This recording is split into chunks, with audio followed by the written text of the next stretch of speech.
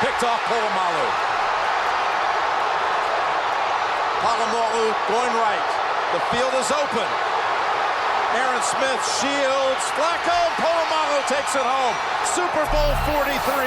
Pittsburgh might be bound for that thanks to number 43. Baltimore-Pittsburgh. Is it one of respect or dislike? I don't like playing them, and that's a respect for them. But yet, as a competitor, you want to play the best, and that's, you think that they are. If you're on your way to the stadium on Saturday afternoon, if for some reason Terrell Suggs was on the side of a... This is our championship. They got back while we started. And his car was broken down with a flat tire, and he was looking for a ride. Would you stop and give him a lift? I would probably shoot him a bird and keep on rolling. And he gets knocked down, and the ball is loose, and it's Polamalu. It's picked up by Woodley, and he gets taken down to the 10-yard line. Huge play. Flacco going back. Unless that arm was coming forward, this will stand. Roethlisberger looks, crosser, Brown, he caught it, fights to the goal line, breaks the plane! Touchdown, Pittsburgh! That might win them the division! And happy game day morning once again to this special edition here of the Man of Steel podcast with, of course, yours truly, Charles Prodigy Richey. Right now, it is week number 8 in the National Football League, and it is that favorite time once again. Steelers versus Ravens rivalry weekend here coming up right now. Steelers do lead the all-time series when facing the Baltimore Ravens going into this matchup right now. 28-24 lifetime. That's including the playoffs. 11-13 on the road, however, and we've seen Ben Roethlisberger, especially his struggles as well when facing this team. And you look at a guy like Ben Roethlisberger, Big Ben, here, who usually has his problems in Baltimore at times. He's 4-6 lifetime with a career touchdown to interception ratio of 9 touchdowns to 11 picks. 0.82 right there. That needs to get fixed right there. Got sacked there 28 times and is thrown for 2,437 yards. And right there, I mean, you got to think right there. This has got to be a time right now where he really has to find a way to come through, take care of the ball. We've been seeing good big game manager from Ben Roethlisberger, but the question is right now, how much can the Steelers defense, can they force Lamar Jackson to become a pocket passer in today's game? We shall find out. Yeah, if you guys want to get in on the Man of Steel podcast here, you can check me streaming live on my Facebook and Instagram, on my Facebook page at Man of Steel Nation. Same thing on Instagram. You can just simply type in Man of Steel podcast if you guys like. Like I said, definitely want to hear your thoughts right now. Steelers are looking good. No surprise that the season's come down to right now, as usually is, the way these teams compete neck and neck. I will remind fans once again, don't forget, in 2010 and 2011, both the Steelers and the Ravens finished with the same record back-to-back years. Each year they swapped the division, AFC North. The biggest difference was the first time back in 2010 when they did have the same record as the Ravens. Steelers did eventually get it, I believe, by their AFC North divisional record, the tiebreaker, despite the fact they split the seasons. Steelers faced the Ravens in the playoffs. They were able to eliminate them in that second round. You just heard sound bites right there from over 10 years ago right now. About 10 years ago, I should say, with Bill Cowher interviewing guys, as you just heard in that clip. You heard Ben Roethlisberger's voice, also Hines Ward, but James Harrison was also part of that too. You feel the tradition right there. You think of a lot of Steelers, Ravens classic moments that stand out. One of my all-time favorite moments, aside from going to the Super Bowl, was that Sunday night game back in 2010, 10 years ago in December, where Troy Polamalu was able, in that ball game right there, he was able to get a key forced sack strip fumble, which the Steelers did recover. That was able to lead to the game-winning touchdown, and they went on to continue to plant their season right there. Unfortunately, it did not end the Super Bowl victory. It did lead to the Super Bowl berth.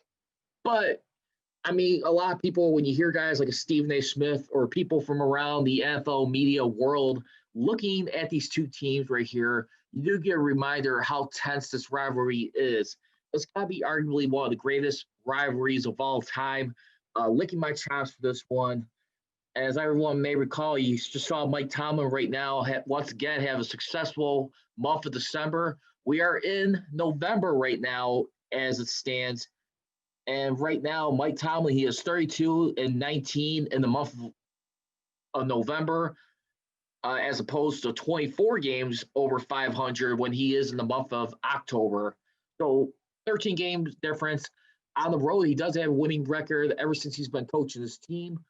16-11 when being on the road in the month of November. So that's going to be some interesting stuff right here. I got to say right now, because November could definitely be a challenging month at times. I mean, let's be honest. I definitely do feel like, too, I think the Steelers, they do play their good ball just as much there. December, you sometimes got to question just a little bit, just trying to finish out the season. But I really do believe, I mean, Tomlin's got this team as prepped as I've ever seen him. I really do believe that for right now, I mean, you realize how the season has been going. Steelers have only beaten 2 winning teams. I mean, granted, a lot of people, I mean, when you look back at a Browns team who definitely did have a good surge after losing their first game, a similar score than how the Ravens defeated the Browns. I think it was 39-7. The Steelers were 38-7 in their contest. And when you take a look at those aspects right there, I mean, that's a team who is clearly not giving up right there. I mean, for the most part with the Browns, I mean, they're 2-2 in the AFC North. Yet the Steelers do got an AFC divisional victory, their first one back over the Browns. I mean, so that's encouraging. So you're taking care of your tie-breaking scenarios right now. And when it comes to division, obviously you got to face Jared twice a year. So this would be definitely a big key first half showdown, if you ask me, for the time being. Because then next week, I mean, a lot of people may look at this team as a woeful Cowboys team. I got to tell you what, that's a team who's still, just like any other team in the NFC East, is up for grabs. So be careful right there. I will just say that. Nothing is for certain at this point. I mean, you still got to look at the Cowboys. I mean, after this week, too. You want to take care of business against the Ravens. Should the Steelers do slip up this week, should they get their first loss of the season, don't expect the Cowboys to be a win over the Cowboys. Expect to be a gimme. They've had their struggles in the last 21st century. They're 1-2 on the road in Dallas. I don't care what the scenario is. You still got to go out and handle your business at the end of the day. As we take a look at it right now, and one of the things I did mention too, aside from that, when we look at both the Steelers and the Ravens in this 5-star matchup here, as we look at it for the time being, I mean, this is going to be their first matchup head-to-head. As I mentioned, Steelers are 1-0 in the division, while the Ravens got 2 victories, no losses. You got the Steelers and the Ravens are tied in common games. The Steelers do have the edge in the Ravens as of right now is the moment. They are 4-0 in the conference, but again, they have to lose that game. Guess what? Both them and the Ravens are tied in that scenario. So then you would have to look at your strength of victory. Right now, Steelers do have a very strength of victory for the moment, 347 win percent, while the Ravens are at 322. So those are some obvious things that stand out right there and what we need to look at right now, because it's not just losing head-to-head, but it's just those other tie-breaking scenarios I just mentioned. You'll pull even with the – I mean, at that point, if you happen to lose this game, you'll pull even with the Ravens in the conference at 4-1. You would drop to 5-1 in your common games. Ravens would be 6-0. So you got to be very careful on that. You definitely got to look at those scenarios playing out, because I got to tell you, before the season ever started, I really did look at this Ravens team as possibly a damn good Super Bowl team. I really mean that. I mean, don't get me wrong. I think the Steelers have just a great defense. I mean, look at the biggest matchups here. I mean, in these categories, when you look at them on defense for right now, I mean, let's go ahead and look at the defensive side and team stats. Obviously, the Pittsburgh Steelers, they're number 1 in total defense as of the moment. I mean, that's a big thing right there. You got the Ravens, who are number 1, yet in points allowed, Steelers are 4th in that category heading into this matchup. So big things we got to pay attention to here, just to watch out with. I mean, I know a lot of people will probably look at this Ravens team and probably feel like, what's really impressive about them. I mean, they look beatable, yes, but they're 0-3 against the Chiefs. I mean, that's been their biggest loss so far this season. It's been a costly loss, and the reason why they're in the position they're at right now. I just feel right now you have to be a little bit more careful. This is not an easy environment. Yeah, I mean, you're barely just starting to see fans come into the stadiums, but at the same time, too, you got to be on your toes right now. Just because there's no fans, I mean, the atmosphere alone is enough to kind of like get under any team's skin right there. And when you got a guy like John Harbaugh, I agree with Arthur Moats, definitely coaching is going to be a key in this game. I mean, that's what I feel. I mean, I want to hear what you guys have to say on it. Please feel free. You can definitely check me out on my Facebook live page right now, Men of Steel Podcast, and Instagram Men of Steel Podcast. You can follow those both at Men of Steel Nation right now for this game day preview here. And, I mean, just right now, I just feel, I mean, the Steelers taking care of the Titans right there a week ago, I think it truly says a lot about this season for the time being. It kind of makes you feel a little bit more relaxed going into this Ravens game. I still want to see the Steelers take at least 2 out of 3, which appears they should. But like I said, let's just not fall asleep at the wheel. My only concern is, and I mentioned this to Bob Pompiani on 937 The Fan, where I really get concerned with this team is their fourth quarter defense. I mean, granted, they have getting off the snide, holding on to victories, but you still have at least 3 games, minimal, 2 touchdown leads they almost blew away. I mean, for the last week versus Tennessee Titans, I mean, they had a 20-point lead, and all it just took was one of their receivers, A.J. Brown, I believe it was, to help get them in the right direction. The Tennessee Titans. And next thing you know, it was like about a 10-point lead early in the fourth quarter, sliced down to a field goal. And then later on, I mean, one of the things that Merrill Hodge mentioned about the Steelers and that he was very proud of, even though the fact that Ben Roethlisberger did throw his third and final pick, which I feel like it almost ultimately cost him the game, it did not. But here's the thing you got to look at, too. He was proud of the fact that the way they chewed off some time off the clock, the way they were marching down the field, in his eyes, he viewed that as like a championship level type of drive, despite the fact it did not result in points where it was a field goal or a touchdown preferably to really put them away. I mean, field goal, you would still have the Titans at least have a score a touchdown plus next point to win that game. It wouldn't have been enough. But Steelers did hold on to win that game. Overall, all time, when it comes to whenever they build up a 20-point lead or more, Steelers have 225 victories, 0 losses, and 1 tie. Now, in case everyone is wondering where that 1 tie has come in, it was pre-Chuck Noll, Bill Cowher, and Mike Tomlin. So hold your breath. It wasn't against the Browns, if any people are trying to take guesses off from 2 years ago. That was not the game. So it was back in November 10th, 1968 versus St. Louis Cardinals. Arizona Cardinals franchise when they're in St. Louis at the time. It was the only time they ever had a tie when they had a 20-point lead. They were up 21-0. And next thing you know, the score ended up tying in 28 points apiece. That was that game. That was then. This is now right now. And I'm just glad for right now. I mean, Papiani just told me, yeah, you're going to forget some of the human elements that brought you to bullying up that lead. I mean, of course, some of that is going to rear its ugly head. I mean, you're going to be in a situation where you do kind of tend to slip a little bit. I still think there's a little bit of a concern right now where the Steelers, when I look at this defense, at the end of the day, I mean, they're second in the league in blitz percentage at about over 44%. Ravens are number 1 in that area. Is it a situation where they tried sending too much blitzes on the Titans in that game versus a guy like Ryan Tannehill? I think that's the thing you got to think about in that situation. Were they sending too much of the blitz? Do you feel like this team is going a little bit too blitz happy? Because I will honestly say, yes, I really do feel like that is a real, for sure, possibility. And you gotta be careful. You can't slip up. I just feel right now. I mean, I'm happy. I mean, look, I was breathing a sigh of relief more than I was happy last week with that victory over the Tennessee Titans. That they held on to win.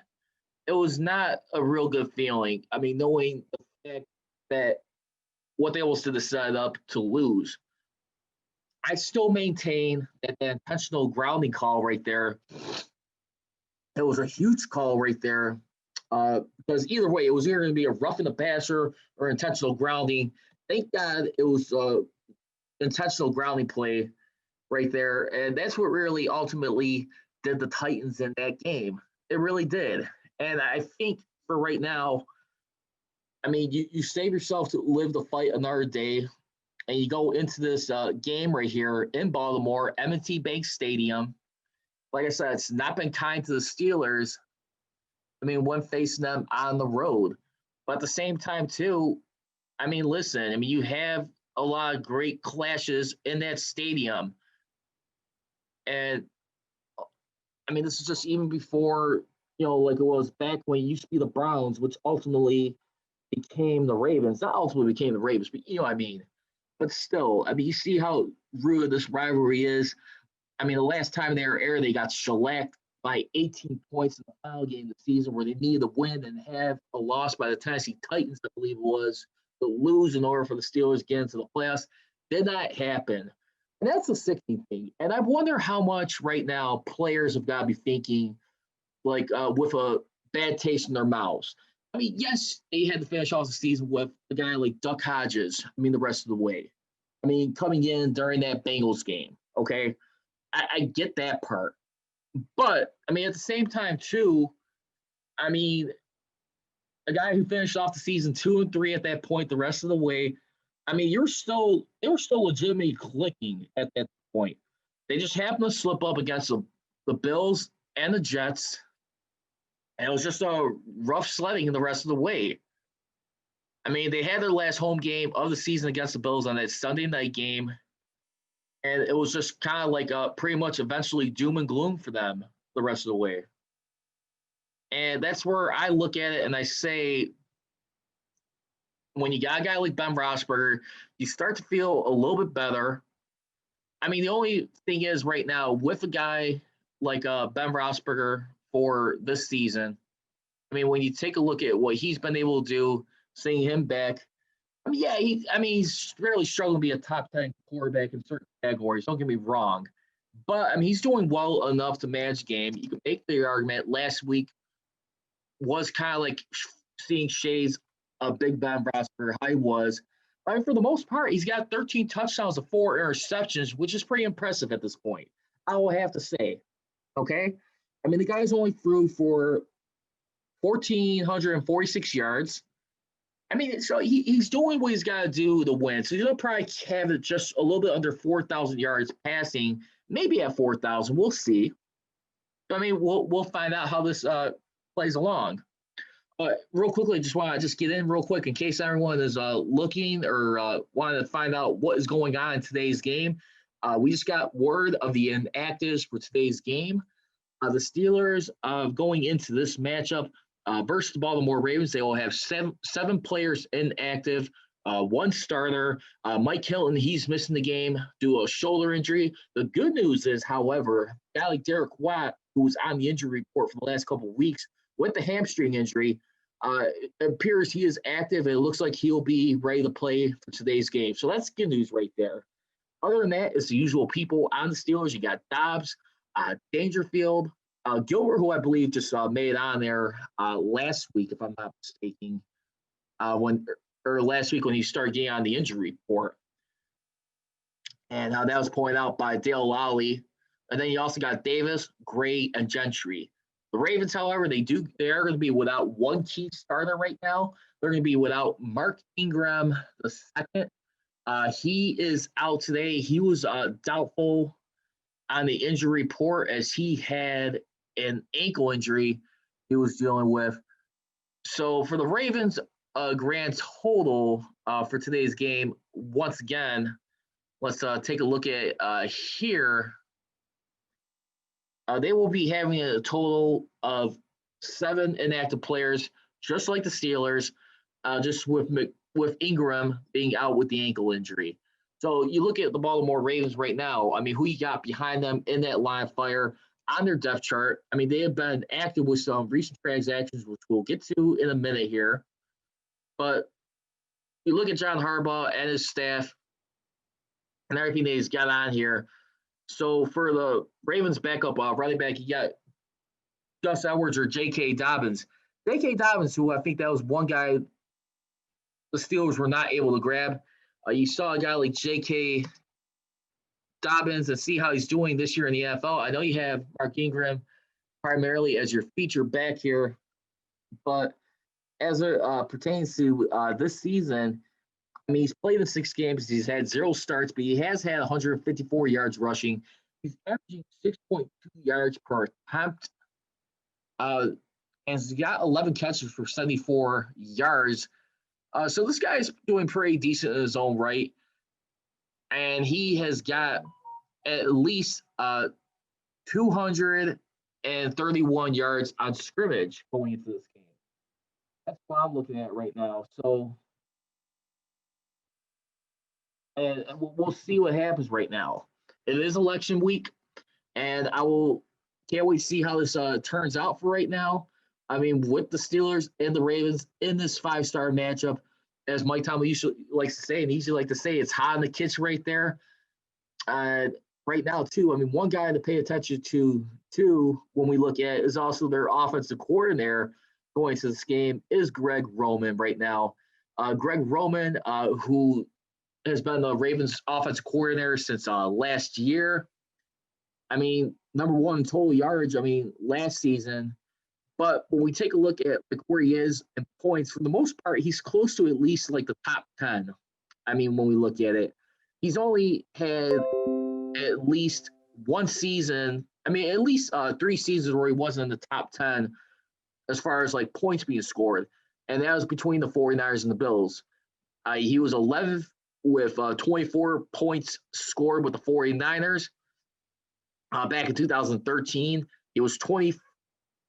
I mean, he was 25th with 20 points in 2014 with the Niners. And then he was 12th with 12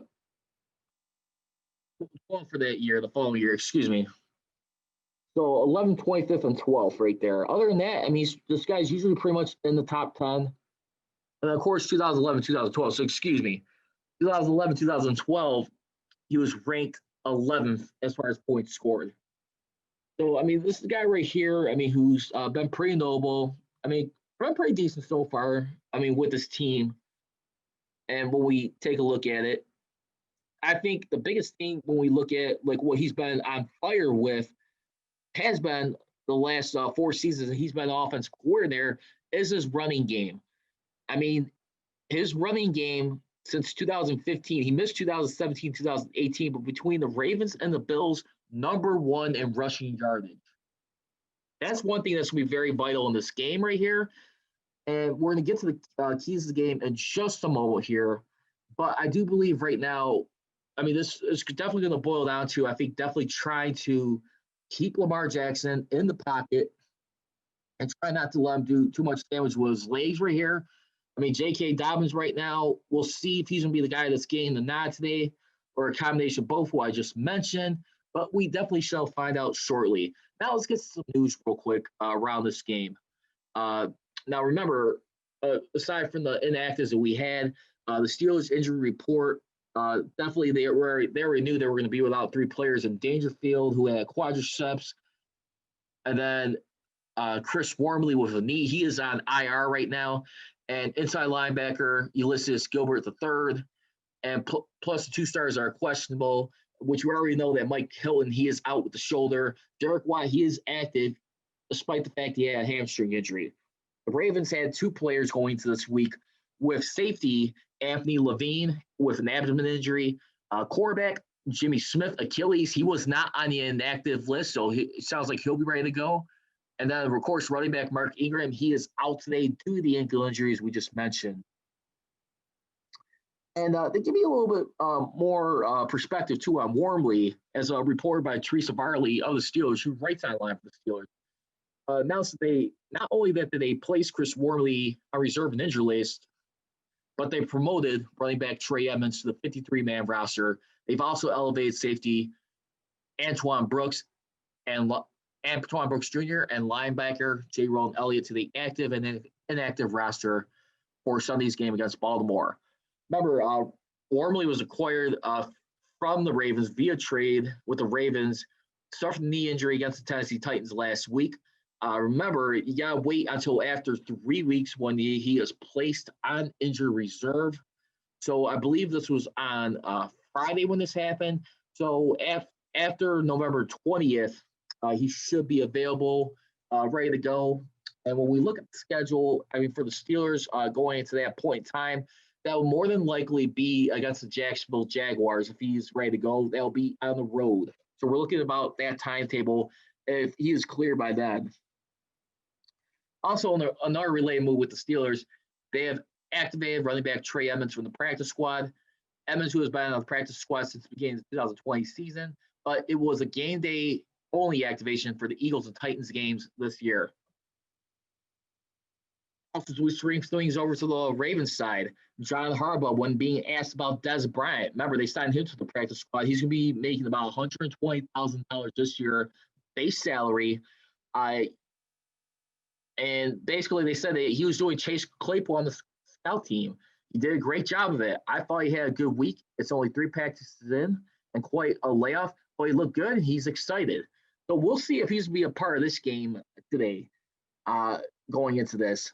Also, too, don't forget, too, the Ravens, they also traded the 2021 third round and 2022 fifth round draft pick to the Vikings for defensive end Yannick Ngakoue. And right now, I mean, he seems to be a pretty good pass rush disruptor along with Calais Campbell. He's got 42.5 sacks in 5 seasons with the Jaguars and Vikings, along with 92 quarterback hits.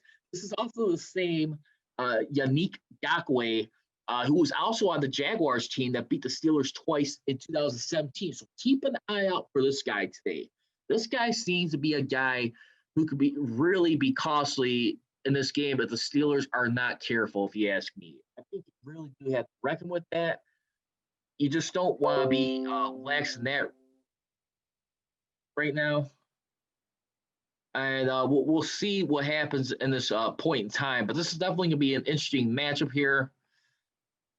Going into it, as I mentioned, we got a lot of things happening for this battle right now. And then also, too, another one, when we take a look at it right now, aside from that,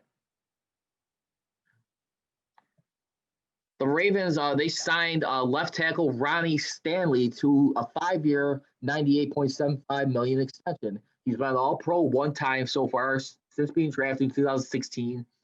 And according to ESPN.com and Adam Schefter, he becomes the NFL's second highest paid left tackle, signing a $98.75 million extension.